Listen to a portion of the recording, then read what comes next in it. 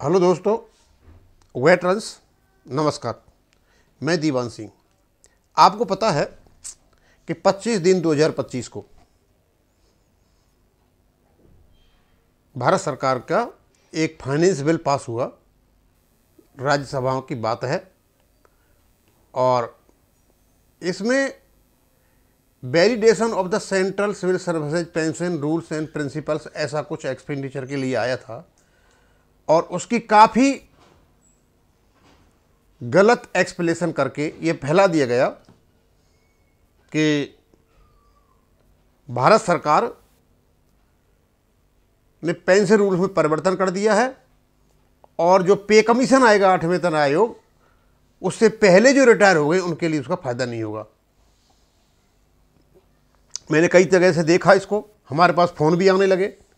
कईयों ने फ़ोन के लिए कहा कि साहब 2006 और 2006 में जो प्री और पोस्ट वाले जो कॉन्सेप्ट लेकर के आए थे वो उनको भारत सरकार ने पक्का कर दिया है।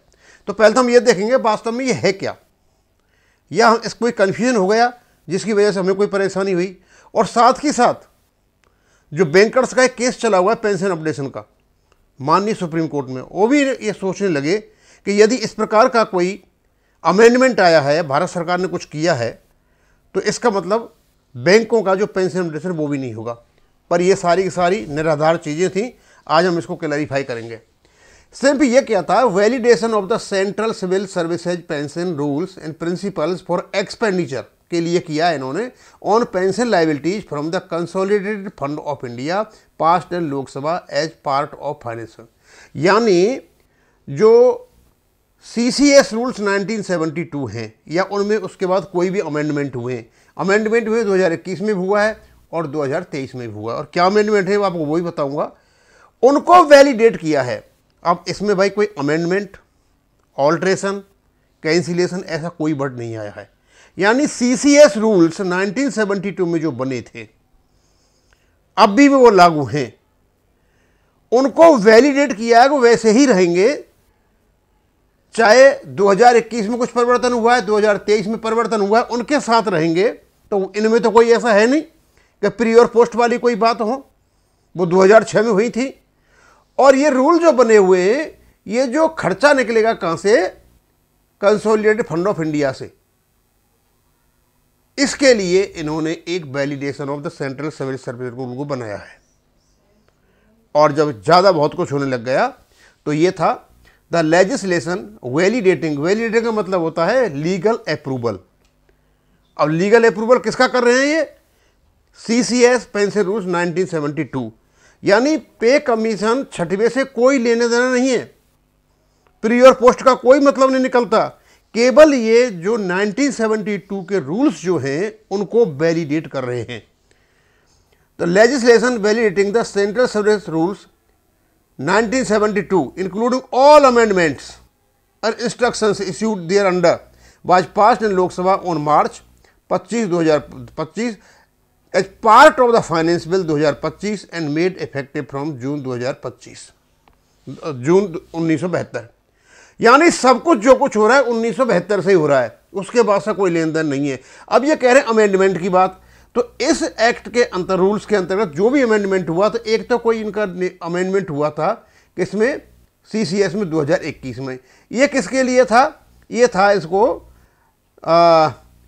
Amendment to CCS pension rules 2021 along female government servants female pensioners to nominate her child और children for family pension in precedence to her husband in the event of marital discord leading to filing of divorce proceeding in a court of law or filing of a case under protection of women। मतलब कहने का मतलब यह था कि यदि कोई lady service कर रही है तो उसमें वो अपने बच्चे को फैमिली पेंशन दिला सकती है और हस्बैंड को वहाँ से निकल सकती है, बशर्ते कि यदि कोई डिवोर्स का केस हो जाए या कोई सूट फाइल हो जाए। एक तो ये आया था 2021 में, और 2023 में और आया था, यहाँ आया था provisions for NPS employees and streamline the process of disability in family pension. इन 3 चीज़ों का ये आया था। तो यहाँ तो ऐसा कुछ आया नहीं है कि आपकी जो है पेंशनर्स की पेंशन नहीं दी जाएगी या प्री और पोस्ट वाली कोई बात है। ये 2 अमेंडमेंट हुए, इनको मिला करके और 1972 के जो रूल हैं, रूल्स हैं उनको इसके माध्यम से वैलिडेट किया गया है।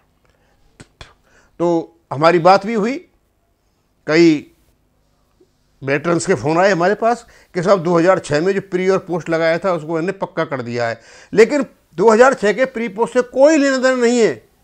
ये केवल और केवल ये क्या है, आपका जून 1972 के जो CCS रूल्स हैं उनको वैलिडेट किया, यानी उनको लीगल अप्रूवल दिया है। और किस काम के लिए दिया है कि कंसोलिडेटेड फंड ऑफ इंडिया से इनकी लायबिलिटीज को पूरा करने के लिए वहाँ से पैसा निकाला जा सके। अब फाइनेंस बिल तो हर साल बनता है, जैसे आपको बजट आता है फाइनेंस बिल आता है, तो फाइनेंस बिल के दूसरे जो महत्वपूर्ण काम है वो किए होंगे, साथ में ये भी डाल दिया होगा। तो अब दूसरा ये निकल करके आता है, हो सकता है ये इसलिए किया हो कि अभी 8वें वेतन आयोग बैठेगा और उसमें जो 7वें वेतन आयोग में इनने उल्टा सीधा किया था, अलग अलग जो फैक्टर डाल दिए थे। पहली बार हुआ था मल्टीप्लाइज फैक्टर, अदरवाइज आज तक हुआ नहीं। शायद किसी न किसी तरह से वो रोकने की भी इनकी कोई कवायद हो, क्योंकि इफेक्टिव जो लोग हैं इसमें कोई अपना घपला नहीं कर सकें। अब मैं अपना अंदाज लगा रहा हूँ, आप अपना लगा सकते हो, मैं तो यही सोच करके चल रहा हूँ।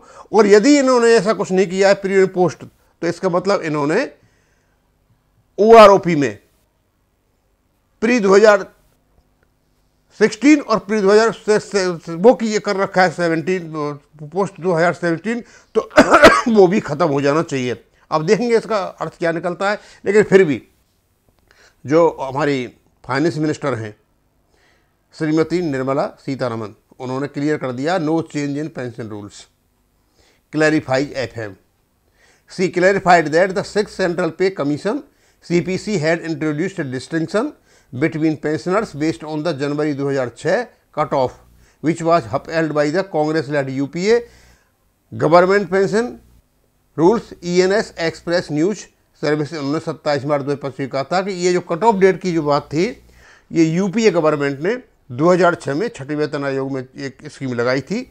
इसमें हमने जो किया, इसमें कोई भी कट ऑफ नहीं है।